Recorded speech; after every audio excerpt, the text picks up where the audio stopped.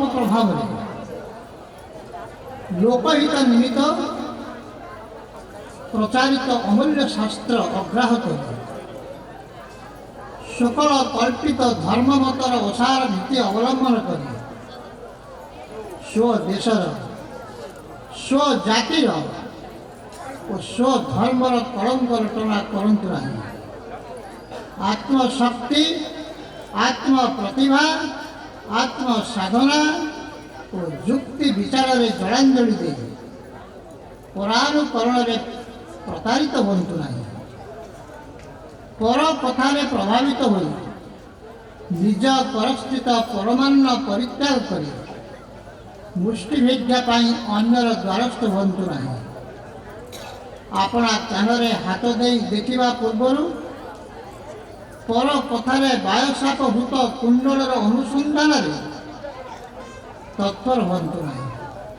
ପର କଥାରେ ପ୍ରବୁଦ୍ଧ ହୋଇ ଜଡ଼ତା ହେତୁ ନିଜ ଧର୍ମକୁ ଜଡ଼ ପୌତଳିକ କୁସଂସ୍କାର ବୋଲି କହି ପୂର୍ବ ପୁରୁଷ ଋଷିମାନଙ୍କର ଏବଂ ସ୍ୱଦେଶ ସ୍ୱଜାତି ଏବଂ ସ୍ୱଧର୍ମର ନିନ୍ଦା ପ୍ରଚାର କରନ୍ତୁ ନାହିଁ। ରସନା କଳୁଷିତ ହୋଇଯିବ। ଆତ୍ମମର୍ଯ୍ୟାଦା ଭୁଲି ପରପଦ ଲେହନ ପୂର୍ବକ ସମଗ୍ର ଜାତିର କଳଙ୍କ ଘୋଷଣା କରନ୍ତୁ ନାହିଁ। ଏ ଦେଶର ବୃକ୍ଷଲତା ମାନେ ମଧ୍ୟ ତପସ୍ୱୀ। ଏ ଦେଶର ପ୍ରତି ଧୂଳିପଡ଼ା କେତେ ମହାପୁରୁଷ କେତେ ଅବତାର କେତେ ଯୋଗୀ ଋଷି ସାଧୁ ସନ୍ନ୍ୟାସୀଙ୍କର ପଦରେ ଲାଗି କୃତ ହୋଇଯାଇଛି। ଏ ଦେଶର ମାଟିରେ ପଡ଼ି ଗଢ଼ିପାରିଲେ ବିନା ସାଧନାରେ ଜୀବନ ଧନ୍ୟ ହୋଇଯିବ। ଭାରତର ପବିତ୍ର ବକ୍ଷରେ କେତେ ଧର୍ମ ସମ୍ପ୍ରଦାୟ କେତେ ମଠ ମନ୍ଦିର କେତେ ଧର୍ମଶାଳା ବିଦ୍ୟମାନ ଅଛି ବୁଲି ଦେଖିଛନ୍ତି କି? କେତେ ଆଶ୍ରମ କେତେ ତୀର୍ଥ ଓ କେତେ ତ୍ୟାଗୀ ବୈରାଗୀ ଅଛନ୍ତି? କୌଣସି ଦିନ ଅନୁସନ୍ଧାନ କରିଛନ୍ତି କି ଏ ଦେଶର ଅଶିକ୍ଷିତ ବାଳକମାନେ ମଧ୍ୟ ପରଲୋକ ସମ୍ବନ୍ଧରେ ଯେଉଁ ଆଧ୍ୟାତ୍ମିକ ସଂସ୍କାର ରଖିଛନ୍ତି ଅନ୍ୟ ଦେଶର ଖ୍ୟାତନାମା ଶିକ୍ଷିତ ବ୍ୟକ୍ତିଙ୍କର ମଧ୍ୟ ତାହା ଲାଭ କରିବାକୁ ବହୁ ବିଳମ୍ବ ଅଛି। ସର୍ବପ୍ରଥମେ ଶୃଙ୍ଖଳା କ୍ରମରେ ଜୀବନ ଗଠନ ପୂର୍ବକ ଜ୍ଞାନର ଉତ୍କର୍ଷ ସାଧନା କରନ୍ତୁ। ଯେତେବେଳେ ଅଜ୍ଞାନର ସ୍ଥୂଳ ଯବନିକା ଭେଦ କରି ଦୃଷ୍ଟି ପ୍ରସାରିତ ହେବ ସେତେବେଳେ ବୁଝିପାରିବେ ଏହି ବୈଚିତ୍ର୍ୟମୟ ସୃଷ୍ଟି ରାଜ୍ୟର ସୀମା କେଉଁଠାରେ। ସେତେବେଳେ ଜାଣିପାରିବେ ଯେ ଆର୍ଯ୍ୟ ଋଷିମାନଙ୍କର ଯୁଗ ଯୁଗାନ୍ତରରେ ଆବିଷ୍କୃତ ଶାସ୍ତ୍ର କି ଅମୂଲ୍ୟ ରତ୍ନ ସଜ୍ଜିତ ହୋଇ ରହିଅଛି। ହିନ୍ଦୁ ଶାସ୍ତ୍ରର ବିଶାଳ କଳ୍ପ ଭଣ୍ଡାରରେ ଇହକାଳ ପରକାଳ ବିଷୟକ କେତେ ଅଗଣିତ ଅଜ୍ଞାତ ଅପ୍ରକାଶିତ ତତ୍ତ୍ୱ ସ୍ତରେ ସ୍ତରେ ସଜ୍ଜିତ ହୋଇ ରହିଅଛି। ଅନୁସନ୍ଧାନ କରି ସାଧନା କରି ମାନବ ଜନ୍ମ ସାର୍ଥକ କରନ୍ତୁ ଓ ପରମା ଆନନ୍ଦ ଉପଭୋଗ କରନ୍ତୁ। ହିନ୍ଦୁ ଧର୍ମର ବିମଳ ସ୍ନିଗ୍ଧ କିରଣରେ ଉଦ୍ଭାସିତ ପ୍ରଫୁଲ୍ଲିତ ହୋଇ ଭାରତର ପୂର୍ବ ଗୌରବ ପୁନରୁଦ୍ଦୀପିତ କରି ତାହାର ବିଜୟ ଦୁନ୍ଦୁଭି ନାଦରେ ଦିଗ ଦିଗନ୍ତ ପ୍ରତିଧ୍ୱନିତ କରନ୍ତୁ। ଜ୍ଞାନ ଗରିଷ୍ଠ ଋଷି ଶ୍ରେଷ୍ଠମାନଙ୍କର ପ୍ରଚାରିତ ସାଧନାରେ ଅବିଶ୍ୱାସ କରନ୍ତୁ ନାହିଁ। ସେମାନଙ୍କ ସାଧନ ସମୁଦ୍ର ମନ୍ଥନରେ ଏହି ସୁଧାର ଉଦ୍ଭବ ହୋଇଅଛି। ଏହି ସୁଧା ପାନରେ ମର ଜଗତର ମନୁଷ୍ୟ ଅମରତ୍ୱ ଲାଭ କରିବେ। ପାଶ୍ଚାତ୍ୟ ଦେଶୀମାନଙ୍କର ବାହ୍ୟ ବିଜ୍ଞାନ ଦେଖି ସେଥିରେ ଭୁଲି ଯାଇ ଆର୍ଯ୍ୟ ଶାସ୍ତ୍ରକୁ ଅନାଦର କଲେ ସ୍ୱଗୃହର ପାୟସାନ୍ନ ପରିତ୍ୟାଗ କରି ପର ଗୃହରେ ମୁଷ୍ଟି ଭିକ୍ଷା କଲା ପରି ବିଳମ୍ବନା ଭୋଗ କରିବାକୁ ହେବ ସିନା। ହିନ୍ଦୁମାନେ ଯାହା ବୁଝିଛନ୍ତି ତାହା ବୁଝିବା ତ ଦୂରରେ କଥା, ତାହାର ସୀମାରେ ପହଞ୍ଚିବାକୁ ଅନ୍ୟ ଧର୍ମ ଅବଲମ୍ବୀମାନଙ୍କୁ ବହୁ ବିଳମ୍ବ ହେବ। ଆଜି ମଧ୍ୟ ହିନ୍ଦୁମାନେ ଯେଉଁ ଜ୍ଞାନ ହୃଦୟରେ ଧାରଣ କରି ରଖିଛନ୍ତି ତା ବୁଝିବାର ଶକ୍ତି ଅନ୍ୟମାନଙ୍କର ନାହିଁ। ହିନ୍ଦୁମାନେ ବହୁ ଦିନରୁ ପରାଧୀନତା ଶୃଙ୍ଖଳା ପିନ୍ଧି ଜଡ଼ ହୋଇପଡ଼ିଛନ୍ତି। ତେଣୁ ହିନ୍ଦୁମାନଙ୍କୁ ଜଳ ଉପାସକ ପ୍ରଭୃତି ଯାହା ଇଚ୍ଛା ତାହା କୁହାଯାଇପାରେ। ଅନ୍ୟଥା ଯେଉଁ ଜଳବାଦୀମାନଙ୍କର ଧର୍ମର ଅସ୍ଥି ମଜାରେ ଜଡ଼ତ୍ୱ ପୁରୀ ରହିଛି, ଯେଉଁମାନଙ୍କର ଧର୍ମ ବର୍ତ୍ତମାନ ସୁଦ୍ଧା ଦୁଗ୍ଧପୋଷ୍ୟ ଶିଶୁ ପରି ଯଥେଚ୍ଛା ଗମନରେ ପରମୁଖାପେକ୍ଷୀ ଆଶ୍ଚର୍ଯ୍ୟର ବିଷୟ, ସେଇମାନେ ହିଁ ହିନ୍ଦୁ ଧର୍ମର ନିନ୍ଦା କରିଥାନ୍ତି। ତେଣୁ କହୁଛି, ହିନ୍ଦୁ ଧର୍ମ ବୁଝିବାକୁ ଚେଷ୍ଟା କରନ୍ତୁ, ଦେଖିବେ ହିନ୍ଦୁମାନେ ଯାହା କରନ୍ତି ତାର ବିନ୍ଦୁଟିଏ ମଧ୍ୟ କୁସଂସ୍କାର ବା ମିଥ୍ୟା ନୁହେଁ। ହିନ୍ଦୁ ଧର୍ମ ଗଭୀର ଆଧ୍ୟାତ୍ମିକ ବିଜ୍ଞାନ ସମତ ଦାର୍ଶନିକତାରେ ପରିପୂର୍ଣ୍ଣ। ଜୟ ପ୍ରାର୍ଥନା।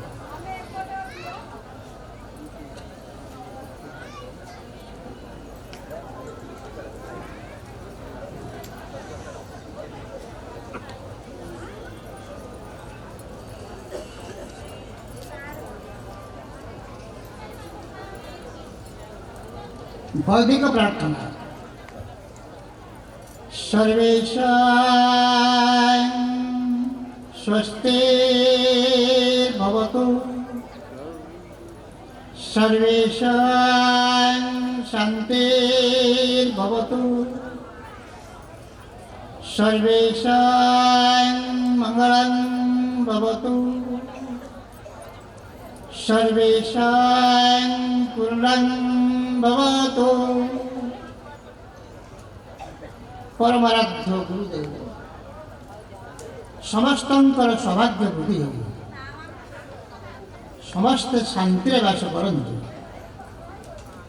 समस्तंकर मंगल हो एवं समस्ते पूर्णता लाभ करंतु। हे मंगलमय, तुम्हें आममानक मध्य आनंदमय मूर्ति प्रतिभात होई आम मानू अमृतर संधान प्रदान कर। हे प्रभु, तुम्हें आम मान प्रति प्रसन्न होई आमर बुद्धिवृत्ति को शुभ पथरे परिचालित कर। आमे जेपरी तुम स्वरूप को भूली न जाऊ, जेपरी तुम पाद पद्म आम मानकर दृढ़ निष्ठा विद्यमान रहे एवं आमे माने जेपरी तुम इच्छार जय घोषणा करि पारो ताहिर व्यवस्था कर। आमे जेपरी तुम प्रदत्त तत्व ज्ञान धारणार अधिकारी होई पारू सेई भावरे आम मानक गठन कर।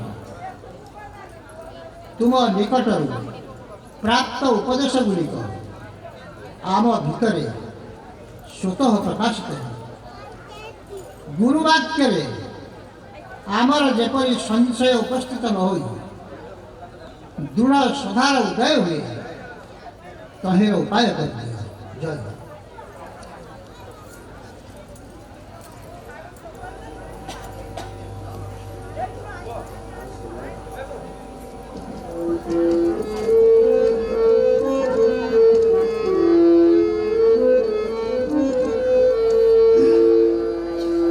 इच्छामय कृपा कर मागुणी चरणे। इच्छामय कृपा कर मागुणी चरणे। शांति सौभाग्य लाभ करिबी सजने। शांति सौभाग्य लाभ करिबी सजने। कोई पूर्ण मन काम, कोई पूर्ण मन काम